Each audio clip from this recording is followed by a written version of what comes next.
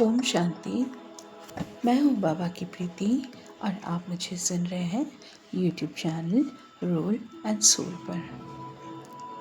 विकारों से विजय पाने की युक्तियों की सीरीज में आज आखिरी वीडियो में हम जानेंगे अहंकार से कैसे छूटें। अहंकार हर एक मनुष्य जानता है कि इस कलयुग के संसार में धन अथवा संपत्ति अस्थिर है, माना परमानेंट नहीं है। यह सदा ही मनुष्य के हाथ में नहीं रहती। तो मनुष्य को अहंकार फिर किस बात का होता है? आप देखते हैं कि आज एक व्यक्ति धनाढ्य होता है तो कल किसी की दुकान को आग लग जाती है और वो फकीर बन जाता है।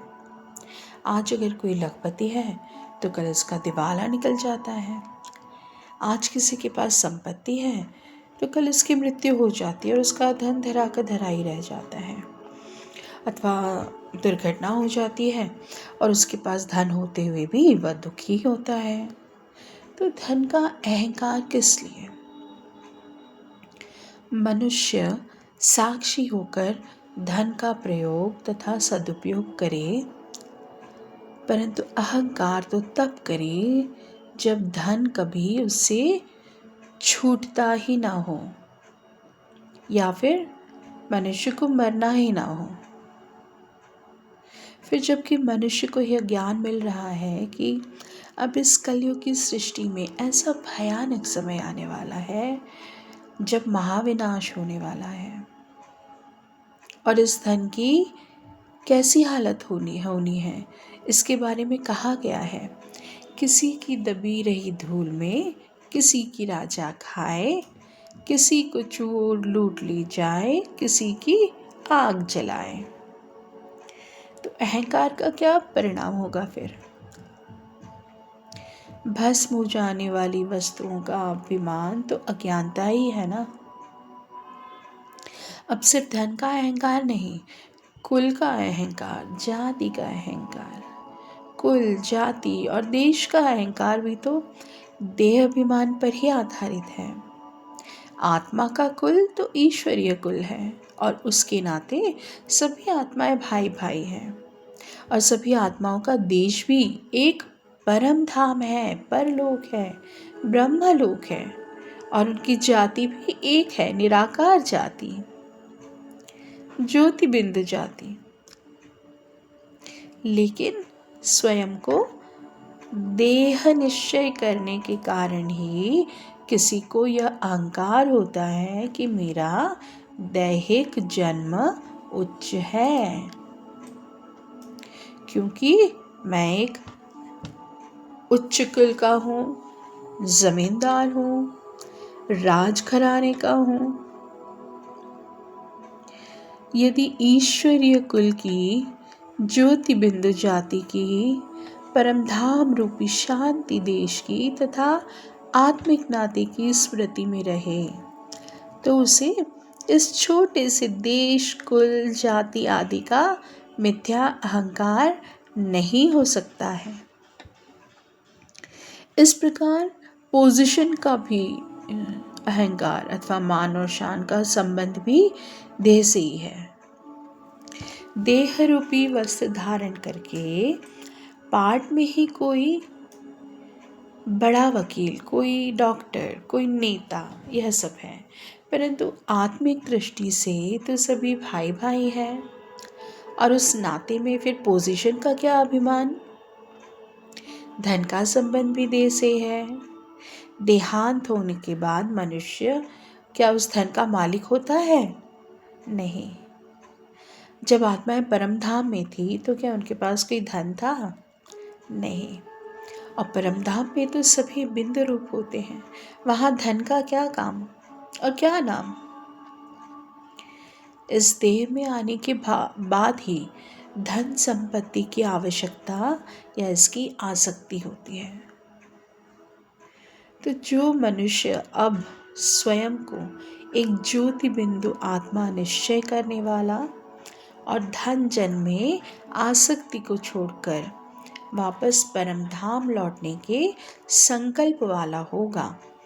उसी में धन, पोजीशन आदि का अभिमान कभी नहीं होगा। लेकिन अब प्रश्न है कि पोजीशन और मान शान का अहंकार कैसे मिटाया जाए। देखिए, आत्माओं की जो वास्तविक पोजीशन है, हमें उसमें रहना चाहिए, अपने सीट पर सेट रहना चाहिए। और आत्मा की वास्तविक पोजीशन क्या है कि हम सर्वशक्तिमान परमपिता परमात्मा की संतान हैं। उस पोजीशन को याद रखते हुए हमें अपने लौकिक पोजीशन में भी रहना है। लेकिन लौकिक पोजीशन से सृष्टि रूपी विराट ड्रामा का एक पार्ट हमें प्ले करना है। लौकिक पोजीशन में हमें ड्रामा का एक पार्ट प्ले करना है, उस पोजीशन के अभिमान में नहीं आना है। जैसे मान लीजिए कोई एक एक्टर है जिसे स्टेज पर ड्रामा में राजा का रोल प्ले करने के लिए कहा गया, तो वो मंच पर क्या करेगा, साक्षी होकर राजा का पार्ट तो प्ले करेगा, लेकिन वह इस बात से भी सचेत रहेगा, कॉन्शियस रहेगा कि मैं वास्तव में तो राजा नहीं हूँ, मैं वास्तव में एक एक्टर हूँ। राजा का रोल तो कुछ टाइम के लिए मैं प्ले कर रहा हूँ, है ना। यदि वह सचमुच अपने आप को राजा ही मानने लगे और अपने आसपास, अपने आगे पीछे, परिवार में सभी से उस तरह से ही व्यवहार करने लगे, तो उसे कौन मानेगा। और उसके बारे में फिर क्या सोचेंगे सभी कि आखिर इसको हुआ क्या है। इसी प्रकार हम वास्तव में तो परम धाम से आए हुए आत्माएं ही हैं, जो इस शरीर रूपी वेशभूषा को धारण करके कोई वकील का पार्ट प्ले कर रहा है, कोई डॉक्टर का कर रहा है, कोई जज का कर रहा है, कोई पुलिस का कर रहा है, कोई टीचर का कर रहा है। सब अपना अपना पार्ट बजा रहे हैं, परंतु हमारे मन में यह ध्यान तो रहना चाहिए कि वास्तव में हम इस पार्ट से न्यारे कौन हैं, आत्मा है। उस निराकारी आत्मिक स्थिति या स्मृति में जब मनुष्य रहेंगे तभी निरहंकारी भी रहेंगे।